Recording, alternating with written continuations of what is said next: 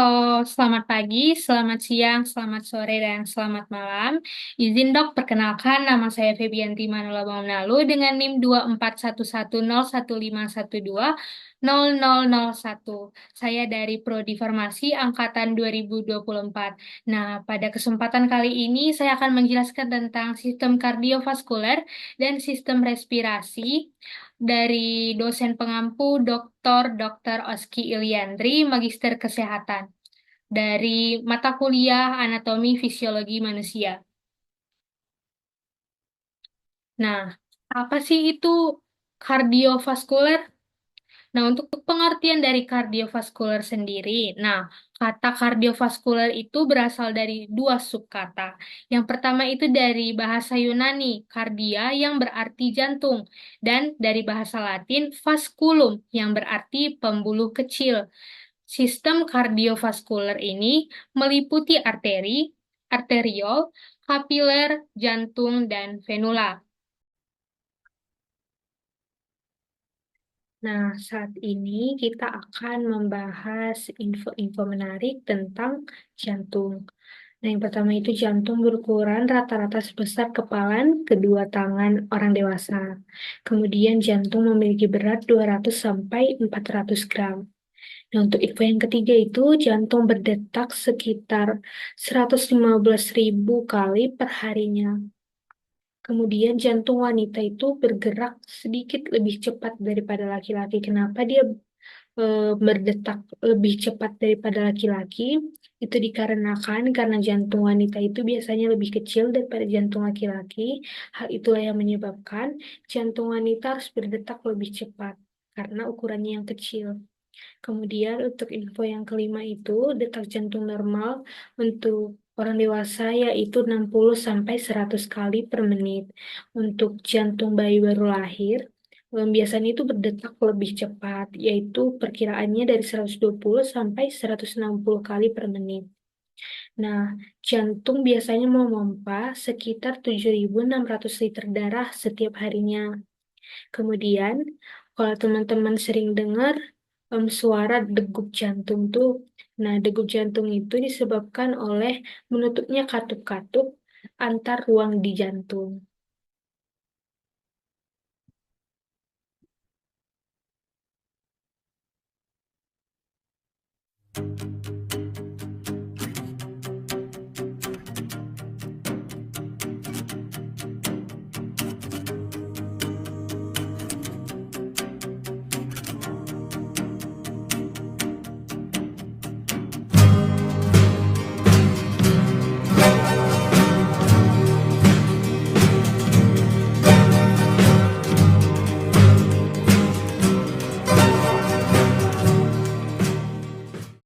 Nah, untuk organ jantung ini sendiri, dia terletak di mediastinum. Mediastinum adalah rongga di tengah dada yang terletak di antara tulang dada dan tulang belakang yang berada di antara paru-paru kanan dan paru-paru sebelah kiri. Nah, organ ini juga berperan dalam memompa produk limbah serta karbon dioksida ke paru-paru untuk ditukar dengan oksigen. Inilah kenapa jantung termasuk ke dalam organ vital tubuh. Istilah medis untuk jantung adalah kardio, yang berasal dari bahasa Latin yaitu cor.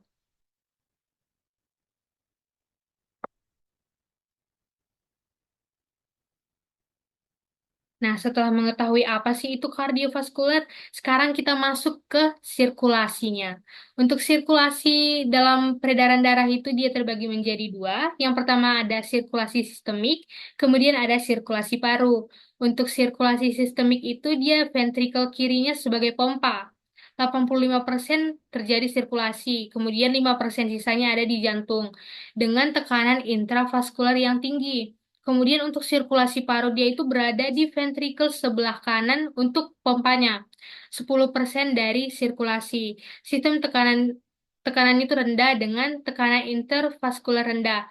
Nah, sirkulasi paru-paru memungkinkan oksigenasi darah dan sirkulasi sistemik menyediakan darah beroksigen dan nutrisi untuk mencapai ke seluruh tubuh manusia itu sendiri. Nah, sekarang kita masuk ke ruangan-ruangan yang ada di jantung. Untuk ruang-ruangan di jantung itu dia terbagi menjadi 4. Nah, yang pertama itu ada atrium dextrum, ada atrium sinistrum, kemudian ada ventriculus dexter, dan ada ventriculus sinister. Nah, kita bahas untuk yang pertama itu ada atrium dextrum. Atrium dextrum ini bisa juga disebut sebagai atrium kanan atau lebih dikenal dengan serambi kanan. Nah, fungsinya ini untuk menerima darah yang mengandung karbon dioksida dan limbah lainnya dari seluruh tubuh melalui vena cava superior dan inferior. Kemudian ada dari sinus coronarius dan venae cordis minima. Atrium kanan kemudian memompa darah tersebut ke ventrikel kanan melalui katup trikuspid. Nah, dia melewati katup trikuspid, kemudian masuk ke ventriculus dexter. Untuk ruang jantung yang kedua itu ada atrium sinistrum. Nah, atrium sinistrum ini bisa juga disebut sebagai atrium kiri, dia berada di sebelah kiri jantung. Kemudian bisa juga disebut atau lebih dikenal banyak orang sebagai serambi kiri. Nah, untuk fungsi dari atrium sinistrum itu sendiri, dia menerima darah kaya oksigen dari paru-paru melalui vena pulmonalis. Nah, atrium kiri memompa darah tersebut ke ventrikel sebelah kiri. Nah, lewat sini. Kemudian untuk ruang jantung yang ketiga itu ada ventriculus dexter. Nah, ventriculus dexter ini dikenal juga dengan ventrikel kanan atau bilik sebelah kanan. Nah, gunanya itu untuk memompa darah yang mengandung karbon dioksida dan limbah lainnya ke paru-paru melalui arteri pulmonalis untuk dioksidasi kembali.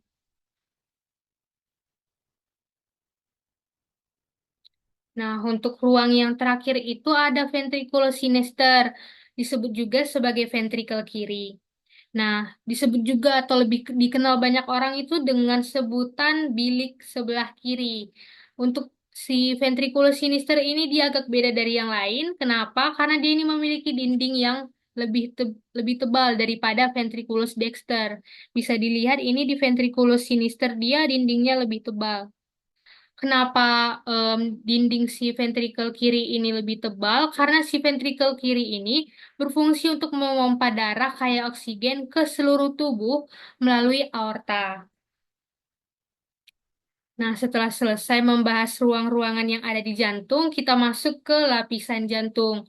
Untuk lapisan jantung itu dia terbagi menjadi 3. Yang pertama itu ada endokardium, kemudian ada miokardium, kemudian ada epikardium atau perikardium visceralis. Nah, yang pertama kita bahas itu endokardium, seperti namanya endo yang artinya dalam. Nah, lapisan endokardium ini berada pada dalamnya lapisan dalam yang terdiri dari lapisan endotel. Lapisan ini berfungsi untuk mencegah pembekuan darah dan mengatur aliran darah. Kemudian kita masuk ke bagian yang kedua itu ada miokardium. Nah, untuk miokardium ini dia berada di tengah-tengah lapisan nih. Nah, untuk miokardium ini dia terbuat dari jaringan otot jantung. Lapisan ini bertanggung jawab untuk memompa darah melalui jantung. Kemudian untuk lapisan yang terakhir itu ada epikardium atau perikardium visceralis. Nah, untuk lapisan ini, dia ini lapisan terluar dari jantung. Dia ini terdiri dari jaringan ikat longgar, serat elastis, dan jaringan adiposa. Lapisan epikardium atau perikardium visceralis ini berfungsi untuk melindungi lapisan-lapisan yang ada di dalam jantung dan membantu produksi cairan perikardium.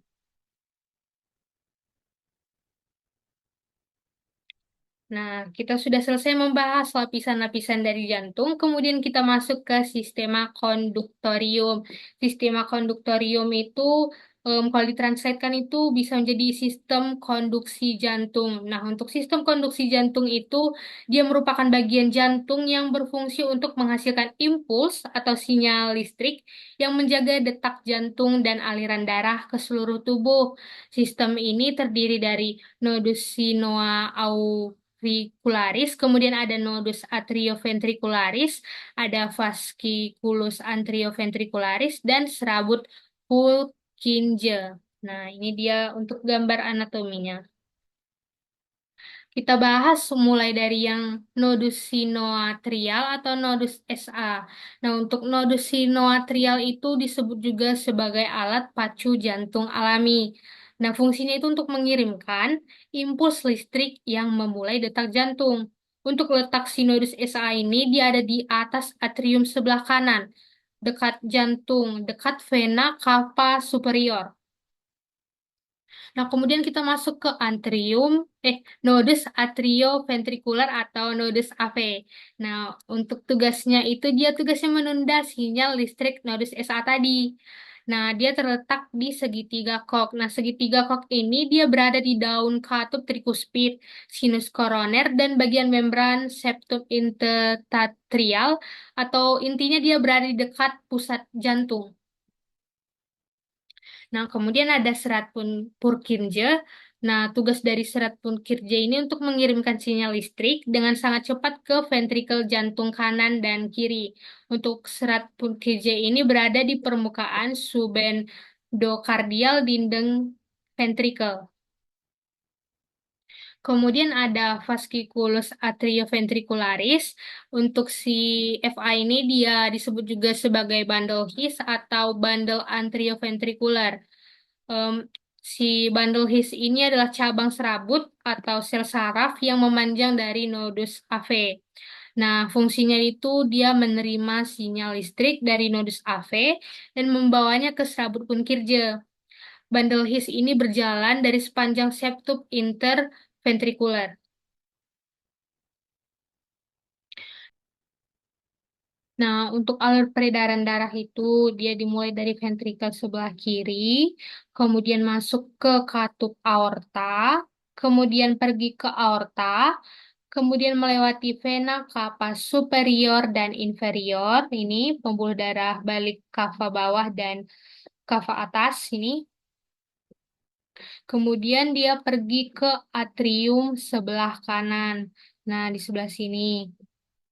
Kemudian dari atrium sebelah kanan, dia pergi lagi melalui si katup trikuspid nih. Dia melewati ini dan pergi ke ventrikel sebelah kanan atau bilik kanan di sini. Nah, dari si ventrikel kanan ini, dia pergi melewati katup pulmonalis. Nah, ini atau katup pulmoner melewati ini. Kemudian pergi ke arteri pulmonalis. Nah, melewati ini dia. Kemudian dari arteri pulmonalis dia pergi ke paru-paru, lalu pergi ke vena pulmonalis. Dari vena pulmonalis itu nanti dia kembali ke atrium sebelah kiri. Nah, dari atrium sebelah kiri itu dia pergi melewati si katup mitral. Dari katup mitral, dia kembali lagi ke ventrikel sebelah kiri. Seperti itulah berulang-ulang untuk peredaran darah kita. Nah, selanjutnya kita akan membahas tentang si pembuluh darah. Untuk pembuluh darah itu dia seperti tabung atau saluran yang membawa darah ke seluruh bagian tubuh kita. Untuk si pembuluh darah ini dia terbagi menjadi 3 jenis. Yang pertama itu ada vena, kemudian ada arteri, kemudian ada kapiler. Untuk masing-masing bagian-bagian ini dia memiliki ukuran dan struktur yang berbeda-beda. Nah, untuk pembuluh darah tadi ada 3 jenis. Nah, pertama itu ada arteri, kemudian ada kapiler dan vena. Kita bahas untuk yang pertama itu ada arteri. Arteri ini memiliki dinding paling tebal di antara yang ketiga ini. Nah, lihat ini dinding arteri tebal dibandingkan kapiler dan vena. Nah, karena si arteri ini memiliki dinding paling tebal, nah jadi dia memungkinkan menahan tekanan tinggi yang dihasilkan oleh si jantung. Kemudian kita masuk ke kapiler. Nah, untuk kapiler ini dia memiliki dinding paling tipis, berbanding terbalik dengan si arteri tadi yang memiliki dinding paling tebal. Nah, kapiler ini memungkinkan zat seperti oksigen, gula, untuk dapat melewati dindingnya ini, karena dindingnya ini tipis sekali untuk masuk atau keluar dari darah. Kemudian yang ketiga itu ada vena. Untuk vena ini dia tidak terlalu berotot dan elastis dibandingkan dengan si arteri. Sehingga si darah itu dapat mengalir melaluinya dengan tekanan yang rendah, nggak usah perlu tekanan yang tinggi sekali. Dia ini memiliki katup khusus yang membantu darah mengalir satu arah. Nah, untuk pembuluh darah ini dia memiliki peran-peran yang cukup unik di sistem peredaran darah. Nah, seperti si arteri nih. Arteri ini dia membawa darah menjauhi jantung. Nah, untuk kapiler dia membantu pertukaran zat di antara darah dan jaringan. Kemudian untuk si vena membawa darah kembali ke dalam jantung. Nah, kita sudah selesai membahas yang tadi, kemudian kita masuk ke bagian darah. Untuk darah ini dia itu cairan khusus yang sebagian besar terdapat dalam pembuluh darah. Untuk si darah ini dia memiliki 4 komponen utama. Yang pertama itu ada sel darah merah atau sering kita juga sebut sebagai eritrosit. Kemudian ada sel darah putih, ada platelet, dan ada plasma. Nah, karena kita memiliki 4 komponen utama, kita akan membahas tentang si komponen-komponen utama si darah ini. Yang pertama itu adalah sel darah merah. Nah, fungsi untuk si sel darah merah ini untuk membawa oksigen, nutrisi, dan partikel-partikel sisa. Kemudian yang kedua itu ada sel darah putih. Dia ini berfungsi sebagai pelawan penyakit atau melindungi tubuh kita dari infeksi-infeksi seperti infeksi bakteri. Kemudian itu ada platelet. Nah, untuk platelet ini biasanya dia berkumpul di lokasi yang cedera, misalnya kita luka. Nah, mereka nanti datang ke sebelah situ untuk membantu proses pembekuan. Nah, yang terakhir itu ada plasma. Plasma ini adalah cairan berwarna kuning pucat, tempat komponen lain mengapung di dalam. Nah, biasanya kalau kita menjalani tes darah itu, sejumlah kecil darah diambil dan disimpan di dalam tabung untuk dilakukan pengujian. Untuk memeriksa secara detail, darah itu mengalami pemisahan komponen, jadi pisahkan ntar sel darah putihnya, sel darah merahnya, sel platelet, dan plasmanya dipisahkan. Salah satu metode umumnya itu melibatkan perputaran dengan kecepatan tinggi di dalam mesin sentrifugal. Nah, beginilah bentukannya kalau dia udah dipisahkan komponen-komponennya itu. Nah, kita ternyata udah selesai untuk rangkuman dari sistem kardiovaskular itu. Nah, ini ada jantung. Jantung itu merupakan organ berotot yang memiliki 4 ruang. Fungsinya itu untuk memompa darah ke seluruh tubuh. Kemudian yang kedua itu ada darah, memiliki 4 komponen plasma, itu ada sel darah merah, sel darah putih, platelet, dan plasma. Nah, fungsi untuk si darah ini itu membawa oksigen, nutrisi, dan partikel sisa. Kemudian untuk yang terakhir itu ada pembuluh darah. Nah, pembuluh darah itu tadi memiliki 3 jenis. Yang pertama itu ada arteri, kemudian ada vena, kemudian ada kapiler. Fungsi untuk pembuluh darah ini adalah sebagai saluran tempat darah gitu.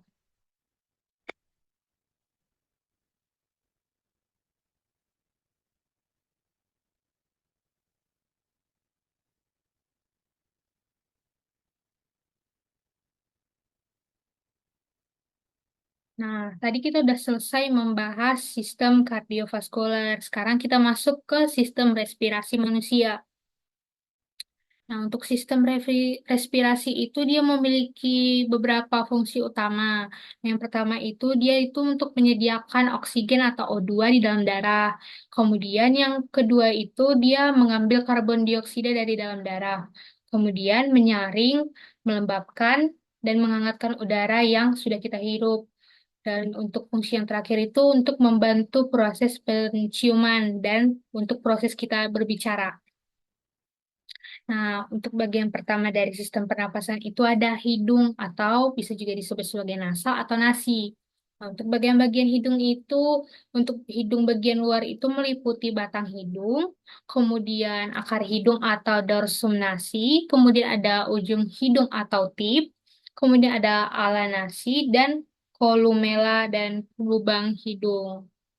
Untuk hidung itu sendiri, dia merupakan organ yang menonjol di depan wajah ini, yang berfungsi sebagai pintu masuk sistem pernapasan dan organ penciuman. Nah, setelah hidung, yang kedua itu ada faring. Faring ini adalah organ yang berada pada bagian tengah leher. Faring ini terbagi menjadi tiga lagi, ada nasofaring. Untuk nasofaring ini adalah bagian atas tenggorokan yang terhubung dengan rongga hidung untuk menjadi jalan masuknya udara. Kemudian ada orofaring. Orofaring ini dia bagian tengah tenggorokan yang terhubung dengan rongga mulut untuk menyalurkan udara, makanan, dan cairan masuk ke dalam tubuh kita. Kemudian ada laryngofaring. Bagian terakhir ini adalah bagian akhir dari tenggorokan. Nah, dia ini dekat dengan laring atau kotak suara kita. Nah, fungsinya itu untuk mengatur masuknya udara ke paru-paru kita maupun masuknya makanan serta cairan ke kerongkongan kita.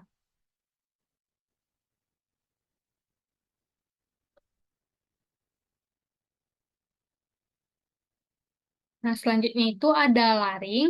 Laring ini adalah organ berbentuk tabung berongga yang terletak di bagian depan leher kita. Nah, tepat di atas trakea dan esofagus.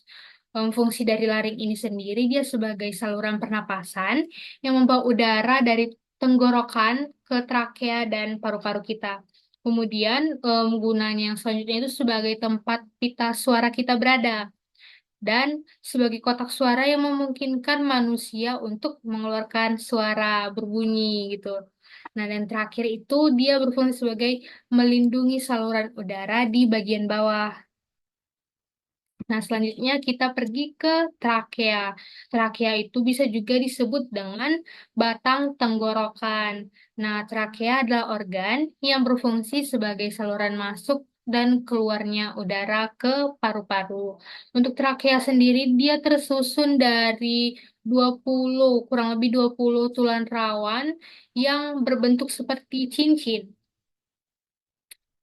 Nah, kita lanjut membahas pulmo. Nah, untuk pulmo itu berasal dari bahasa Latin. Nah, artinya itu berarti paru-paru. Paru-paru berperan dalam proses pertukaran gas dan menjaga keseimbangan oksigen dan karbon dioksida di dalam tubuh manusia. Nah, di sini letak paru-paru. Nah, di sini kita akan membahas tentang fakta unik paru-paru. Nah, paru-paru ini adalah satu-satunya organ yang dapat mengapung di atas air.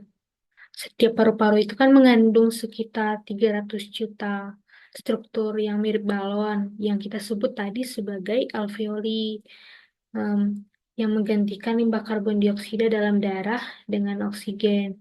Jadi, kalau struktur-struktur ini terisi oleh udara, dia ini dapat mengapung, tidak seperti organ-organ lain. Kemudian untuk paru-paru kiri dan kanan itu sebenarnya tidak sama persis ukurannya. Untuk paru-paru di sisi kiri itu dia terbagi menjadi dua lobus, sedangkan kalau untuk paru-paru di sisi kanan itu dia terbagi menjadi tiga lobus. Paru-paru kiri juga sedikit lebih kecil karena ia memberikan ruang bagi jantung, gitu.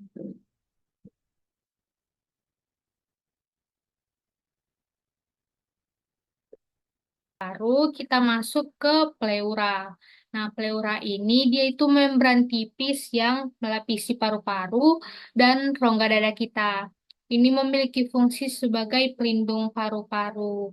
Nah, si pleura ini mengeluarkan cairan serosa yang berfungsi sebagai pelumas agar paru-paru tidak bergesekan dengan dinding dada saat kita sedang bernapas.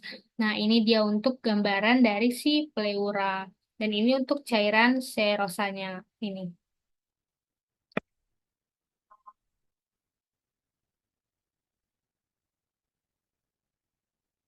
Nah, selanjutnya kita membahas tentang si bronkus. Nah, bronkus ini adalah tabung, seperti tabung begitu. Dia ini menjadi penghubung antara trakea dan paru-paru kita. Nah, untuk bronkus itu tepatnya ada di sebelah sini. Dia seperti tabung. Jika dilihat, bronkus itu memiliki satu cabang di sisi kanannya.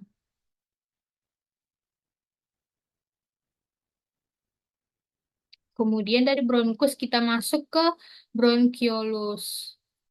Nah, bronkus itu dia memiliki cabang-cabang yang semakin mengecil. Nah, itulah yang disebut sebagai bronkiolus. Cabang-cabang bronkiolus ini membentang di sepanjang bagian paru-paru kita. Pasalnya, setiap manusia itu memiliki paru-paru dengan sekitar kurang lebih 30.000 bronkiolus. Kemudian setelah membahas bronkiolus, kita masuk ke alveolus. Untuk alveolus itu, dia itu seperti kantong udara yang berbentuk seperti gelembung-gelembung kecil. Nah, gunanya itu untuk pertukaran gas oksigen yang kita hirup dari udara dengan karbon dioksida dari darah. Diketahui itu terdapat sekitar 600 juta alveolus di setiap paru-paru manusia.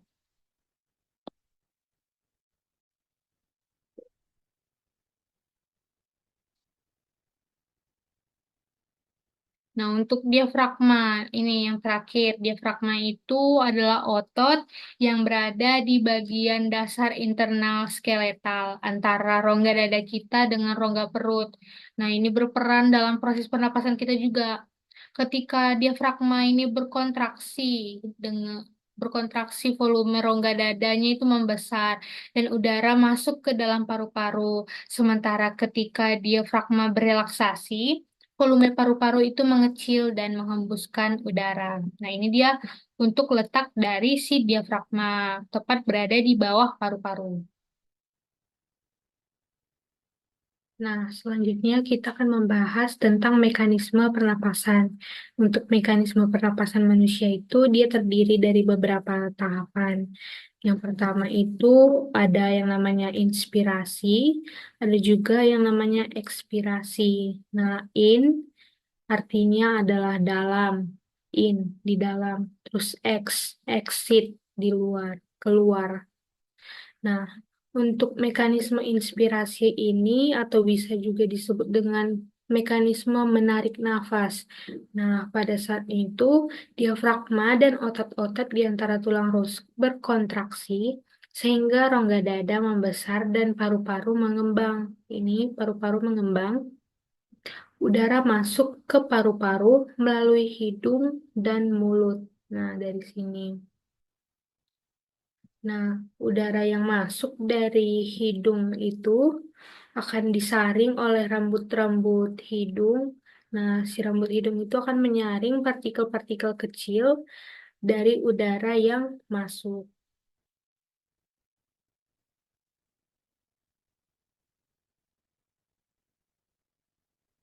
Kemudian, udara yang dari hidung tadi, udara masuk ke paru-paru, udara masuk melalui trakea, bronkus, dan bronkiolus, hingga akhirnya sampai ke alveolus.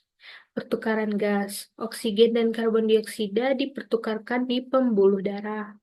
Oksigen menuju ke jantung, oksigen yang didapatkan dari paru-paru menuju jantung untuk disebarkan ke seluruh tubuh kita.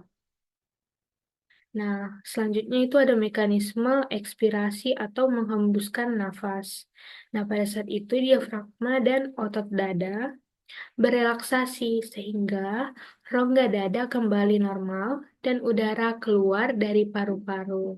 Nih, diafragmanya berelaksasi atau bergerak naik. Itulah yang disebut dengan mekanisme ekspirasi.